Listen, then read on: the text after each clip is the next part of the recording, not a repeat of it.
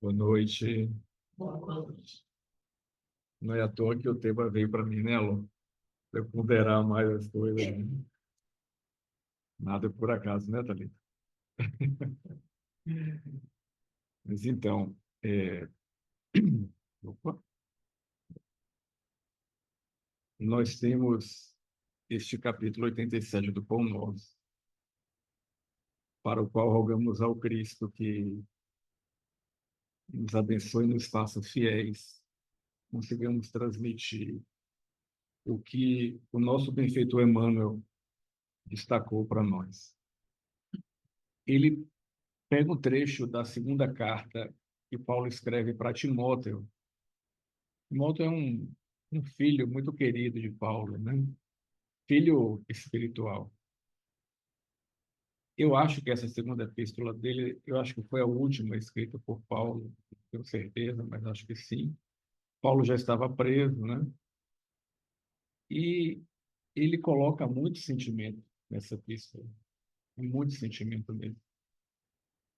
Tanto que esse capítulo 2, quando ele começa se dirigindo assim, tu, pois, meu filho, fortifica-te na graça que há em Cristo Jesus.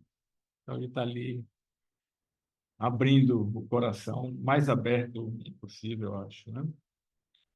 E aí ele diz assim: e o que de mim, diante de muitas testemunhas, ouviste, confia-o a homens fiéis, que sejam idôneos para também ensinarem a outros. Lembrando que naquela época a tradição era oral, passava-se os ensinamentos de maneira verbal, né? Oral. Pouca gente escrevia e era muito caro escrever, né? Estava muito caro, pergaminhos, ou papiros, então era muito falado.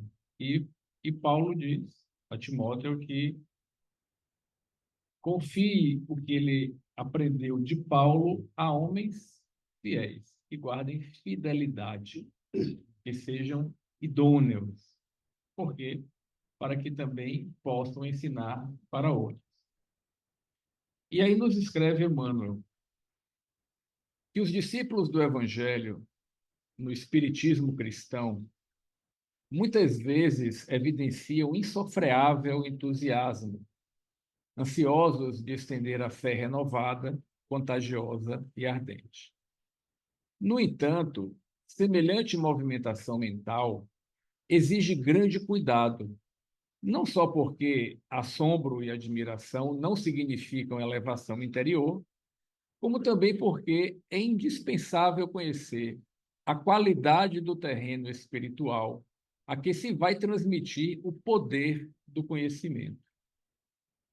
Claro que não nos reportamos aqui ao ato de semeadura geral da verdade reveladora, nem à manifestação da bondade fraterna, que traduzem nossas obrigações naturais na ação do bem. Encarecemos, sim, a necessidade de cada irmão governar o patrimônio de dádivas espirituais recebidas do plano superior, a fim de não relegar valores celestes ao menosprezo da maldade e da ignorância. Distribuamos a luz do amor com os nossos companheiros de jornada. Todavia, defendamos o nosso íntimo santuário contra as arremetidas das trevas.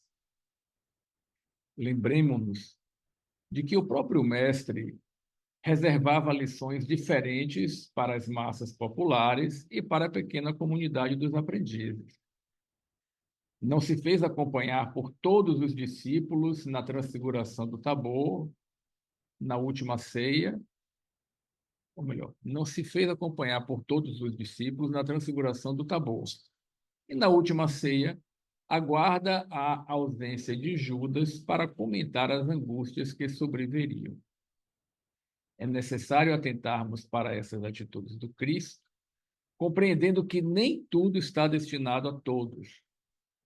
Os espíritos enobrecidos que se comunicam na esfera carnal adotam sempre o critério seletivo, buscando criaturas idôneas e fiéis, habilitadas a ensinar aos outros.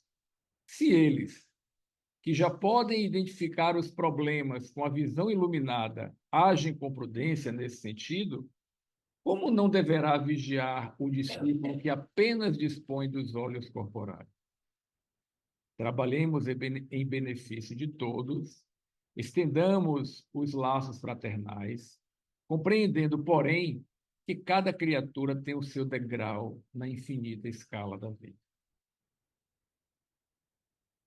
Então, da recomendação que Paulo faz a Timóteo, Emmanuel nos escreve, dirigindo a nós como discípulos do Evangelho. E ele começa dizendo, e é natural, né, principalmente quando a gente toma os primeiros contatos com a doutrina espírita, que ela nos encanta, né? Quando a gente começa a ouvir as coisas, aquilo parece que abre um mundo assim para a gente, um horizonte, e a gente fica literalmente entusiasmado. Eu passei por isso. Quem não passou por isso, né? E nesse entusiasmo nosso, muitas vezes a gente sai aí a querer falar e pregar e convencer todo mundo que a gente acha pela frente. Porque é como se a gente tivesse assim descoberto uma verdade e a gente quer mostrar isso para todo mundo. E quer dizer, olha, olhem por aqui, ouçam isso. E, e muitas vezes a gente não está preparado ainda para falar. Esse é o primeiro ponto que isso me tocou aqui. Quando ele diz assim, assombro, aqui, assombro e admiração não significam elevação interior. Porque para falar uma coisa, quando a gente fala, a gente está vibrando o ar, né? O som, a gente está fazendo uma vibração que vai pelo ar e os nossos ouvidos decodificam. Mas só que, ao mesmo tempo, existe uma outra vibração que parte de nós quando a gente fala. É a vibração de nossos sentimentos. Então, falar de Jesus, falar do Cristo, falar de Deus, falar do Evangelho, qualquer um pode falar. A vibração sonora vai sair a mesma, mas aquela outra vibração que faz vibrar por dentro as fibras da própria alma é diferente. Então a gente precisa ter quilômetros de estrada, não que a gente não deva falar, a gente deve falar, com certeza. Mas quanto mais a gente praticar, quanto mais a gente ler, refletir, ouvir, ponderar, né? Esse verbo é ótimo, pondera assim, né? Ponderar, ou seja, medir, agir com ponderação. Quem é, por exemplo, o mestre da ponderação mais próximo de nós? Allan Kardec. O bom senso encarnado, segundo as palavras de Camille Flammarion, né? O sujeito ponderado era Kardec. Para ele escrever alguma coisa, para ele passar algum ensinamento adiante da doutrina dos espíritos, ele fazia uma série de ponderações. E quando então ele se dignava a colocar isso nos livros, é porque ele tinha passado por vários crivos. Então, é, a primeira lição que eu tomei para mim do texto foi: é uma obrigação minha passar adiante uma coisa que é muito boa e que me fez muito bem e que me faz muito bem. Mas, se eu não passar da forma adequada, eu posso até espantar. Porque tem muita gente preparada para contra-argumentar, né? E se na hora a gente não souber sustentar, a gente vai ficar no ar e aí a gente não passa adequadamente. E essa elevação interior que ele cita aqui não é algo que vem somente com leitura ou com frequência ao centro. Vem principalmente quando a gente se dedica e destina tempo sozinho para ponderar e refletir para dentro de nós o que a gente lê, né? Os textos diários que a gente lê de manhã, que a gente lê e a gente cala e fica deixando aquele conteúdo fermentar na gente, e aquilo vai transformando a gente. E quando ele fala de homens fiéis, fidelidade, guardar fidelidade ao Cristo, ou a quem quer que seja, né? Fidelidade pressupõe relacionamento. Ser fiel a alguém, a gente só é quando a gente se relaciona com esse alguém. Então, o Cristo está muito próximo de nós. O Cristo, com o seu pensamento amoroso, fraterno, misericordioso, bondoso, estruturou o planeta e é ele quem continua, vamos chamar assim, no popular, segurando as pontas, né? Diante de tanta desestrutura que muitas mentes dos humanos lançam, a Terra se mantém estruturada por causa do pensamento misericordioso do Cristo Jesus. Então, assim como o Sol raia e ele ilumina metade do globo, a que está voltada para ele, de um ponto só, todos veem o Sol e todos se sentem iluminados e aquecidos pelo Sol, o Cristo, de onde ele está, ele chega a todos nós. Nós só não somos tão próximos do Cristo porque nós é que não nos disponibilizamos para poder nos relacionar com ele. Então, essa chamada que Emmanuel diz aqui, agora que vocês ouviram algo que faz mais sentido, que tanto cala ao coração quanto cala a lógica, a mente, se preparem cada vez mais para passar isto adiante. Agora, mesmo preparados, observem para quem vocês vão falar, porque nem todo mundo também está no momento de ouvir. Eu me lembrei, quando estava lendo esse texto, daquela recomendação que Jesus faz, quando ele junta os 12, né? E ele fala assim: ide e pregai. E uma das recomendações é: não vos dirijais aos gentios, nem às cidades samaritanas, e diante pregar as ovelhas desgarradas da casa de Israel. O que Jesus iria deixar de fora?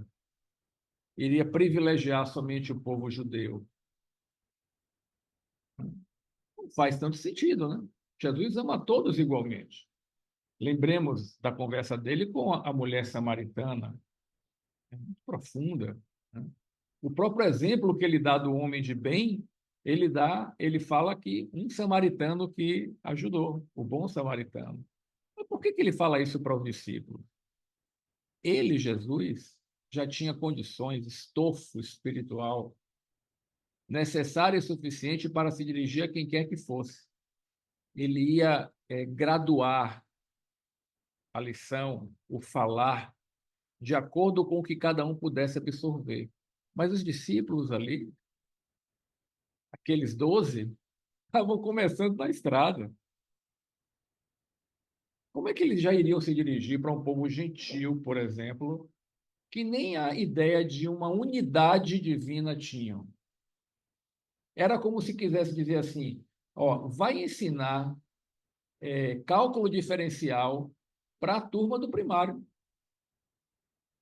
Não dá nem para começar a falar, não é isso? Então, essa é a advertência que Emmanuel faz. Não adianta, tem o tempo e a própria lei do progresso, ela age silenciosamente, desgastando nossos egos. Porque se tem uma coisa que nos distancia da mensagem divina, da palavra divina, são os nossos egos. Não são mais religiões. As religiões também criam muitas barreiras, mas no fundo é o nosso ego. Tem terreno, como diz o Cristo, como disse Jesus na parábola do semeador, e a estrada. Você joga a semente ali e não entra nada. Hoje seria uma estrada de asfalto. Tem outros terrenos que conseguem penetrar alguma coisinha, mas não tem profundidade para você aprofundar mais o que você vai conversar. Aí pergunta, vale a pena continuar? Não seria uma forçação de barra? Ou não seria uma certa perda de tempo, de esforço, de energia? É isso que ele diz aqui para a gente, quando ele fala. Cadê? Bom, antes ele diz assim, né, que, claro, que a semeadura geral da verdade, falar de um modo geral, né, o nos referirmos a este amor universal do Criador por nós, isto é estender algo geral. No entanto, ele diz assim: encarecemos a necessidade de cada irmão governar o patrimônio de dádivas espirituais recebidas do plano espiritual, do plano superior, a fim de não relegar valores celestes ao menosprezo da maldade e da ignorância. Porque seria, como está no Evangelho, atirar pérolas aos porcos. E aqui não vamos entender porcos como diminuindo o animal porco, mas é um símbolo, né? Os porcos, eles simbolizam ali a criatura completamente ligada e apegada ao plano material. E falar de Deus é adianta.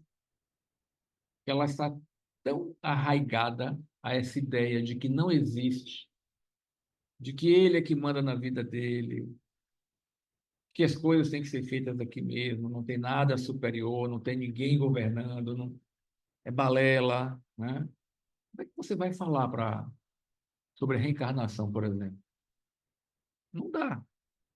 Lembremos, né, como ele diz aqui também, que o mestre reservava lições diferentes para as massas populares e para a pequena comunidade. Quando Jesus vem falar melhor sobre reencarnação, ele fala no particular com Nicodemos. Para o povo em geral, ele não dá tanta explicação, porque não conseguiria assimilar. Quando ele diz aqui que o mestre não se fez acompanhar por todos os discípulos no Tabor, não foi só no Tabor. Quando ele vai curar a filha de Jairo, por exemplo, o chefe da sinagoga de Cafarnaum, ele só chama quem? Pedro, João e Tiago. Tiago, irmão de João, o maior, né? O mais velho. No Tabor só chama esses três. Quando ele vai para aquela oração no horto que precede a prisão dele, ele vai com os 12, chega no determinado momento e fala: agora vem comigo somente Pedro, João e Tiago. A gente vai mais adiante ali. Como quem diz assim, existem gradações. Isto não é discriminação, é adequar. E o próprio Cristo disse: eu não posso, neste momento, eu vos falar tudo, porque vós não compreenderíeis. Mais adiante virá um Consolador, este ficará convosco para sempre e dirá, complementará aquilo que nesse momento eu estou falando por parábola. Porque, imagine, se o Cristo fosse explicar para aquele povo ali o que Kardec nos explica pela obra dos 5 livros da doutrina espírita. Alguém ia compreender? Ou existiam muito poucos iluminados ou iniciados naquela época. Os iniciados eram assim uma classe separada. O que o Espiritismo faz hoje é bom, agora a humanidade já atingiu pelo menos uma média de maturidade em que a gente pode soltar o verbo. E a mediunidade está aí presente no mundo inteiro. Mas naquela época, ou antes, Moisés proibiu a conversa com os mortos, né? Deuteronômio. Por que ele proibiu? Porque naquela época só se consultavam os espíritos para coisas fúteis. ou para prejudicar os outros, ou para saber o que ia acontecer. Não se utilizava com uma finalidade elevada. O que ele teve que fazer? Proibir. Jesus já traz, né? Já muda a história, porque ele próprio conversa. Os próprios discípulos, não só os 12, como os 500 da Galileia, naquela ocasião, todos eles ficam mediunizados, como ébrios. E a partir do evento aí de Hydesville, aí a língua soltou. E aí o mundo inteiro começou a ter manifestação mediúnica. Como que diz, agora a humanidade já consegue entender, ou já pode suportar um alimento mais estruturado. E é isso que a gente tem feito, né? Explicar gradualmente, dentro das possibilidades de cada um. Não adianta, é como criança. Se ela te pergunta alguma coisa, responde o que ela te perguntou. Se você quiser ir mais adiante, você espera ela perguntar de novo. E aí a gente vai. Aí, pela sensibilidade, né, a gente vai, então. Isso aqui, mais alguma outra coisa? Assim, e essa frase aqui de Emmanuel, essa aqui, ó. Na última ceia, aguarda a ausência de Judas para comentar as angústias que sobreviriam. Eu disse, meu Deus, eu nunca me toquei disso. Aí eu abri o Evangelho de João. No capítulo 12, não, 13, é quando ele fala que alguém há de trair ele. E aí pergunta, mas quem será, Senhor? Aí Jesus diz, aquele a quem eu der o pedaço de pão. Mergulha o pão ali em algum molho e dá, e diz para Judas, o que tens que fazer, vai e faz logo. E Judas saiu. E os discípulos ficaram achando que ele ia comprar alguma coisa para dar aos pobres, enfim. Né? Quem se tocou? Ele disse, o que é que vem depois daí, desse capítulo 13? Aí começa. Olha como está, 13, 31. Deste modo, quando ele, Judas, saiu, diz Jesus, agora que foi glorificado o Filho do Homem, e Deus foi glorificado nele, Deus também glorificará a si mesmo nele. Aí ele vai. Filhinhos, ainda por um pouco estou convosco. Buscareis a mim, e como eu disse aos judeus, também agora vou para o Pai. Um novo mandamento vos dou. Ele falou isso depois que Judas saiu.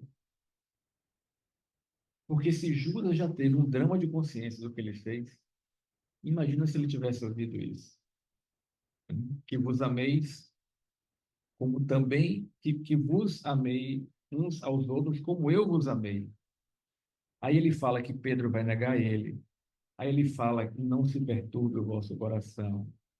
Eu sou o caminho, a verdade e a vida. Tudo isso ele fala depois que Judas sai. Que Judas sai. É o que Emmanuel colocou aqui e que eu nunca tinha me tocado disso. Então, assim, os textos de Emmanuel são pérolas realmente, né? A gente deve agradecer por eles e refletir neles também. A paz do Cristo seja conosco. Paz e bem.